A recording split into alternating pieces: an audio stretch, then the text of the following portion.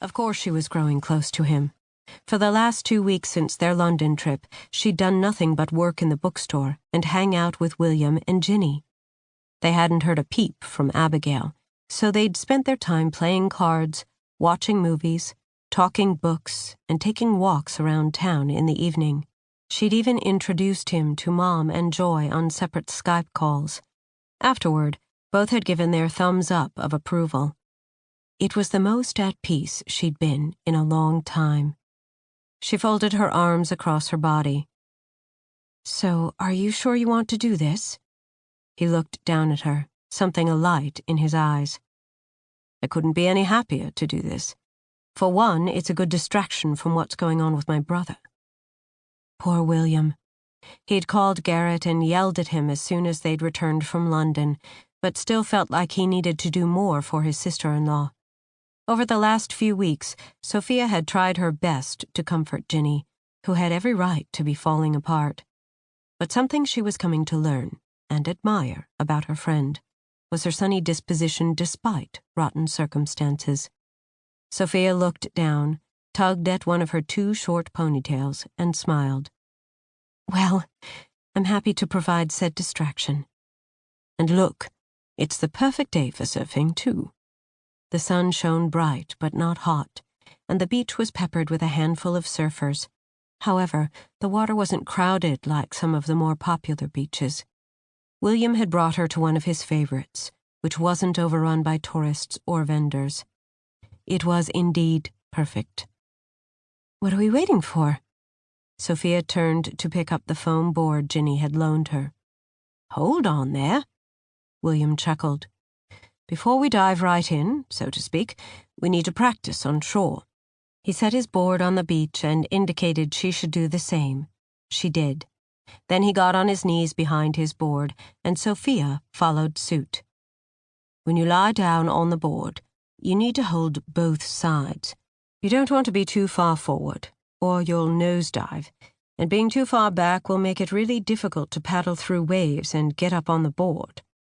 He indicated the right positioning on his own board. "This wooden line down the center is called the stringer.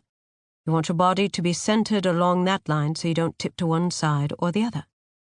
She practiced the positioning. It felt so foreign. The thought of doing this out in the waves, where things were uncertain. Her hands flexed into fists, and she tried to shake the sudden clamminess from them. William reviewed a few other surfing tips and facts. His explanations were efficient and not overly detailed, but Sophia struggled to keep them all straight in her mind. "I think I've got it." She tried to infuse confidence into her tone. Why was she so nervous?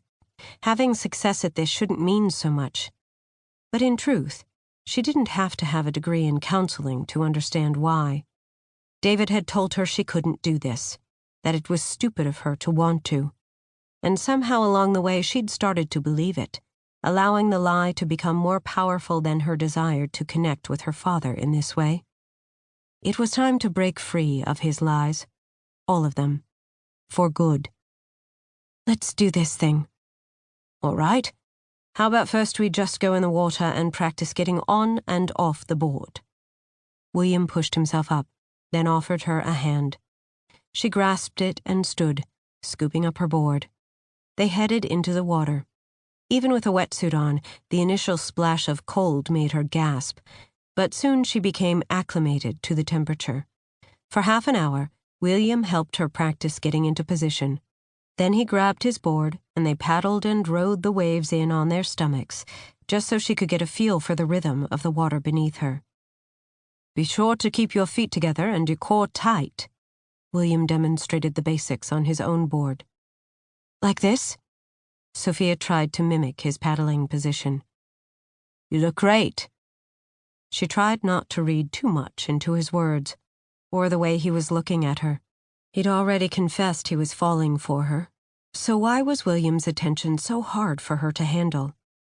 Refocusing on making big, long strokes, Sophia cupped her hands and kept her chest lifted as she cut her arms through the water. Next, William showed her how to duck dive under a wave. After another half hour of practicing her navigation of the water, they came back to the beach to rest. He pulled a water from the cooler he'd brought from home and handed it to her.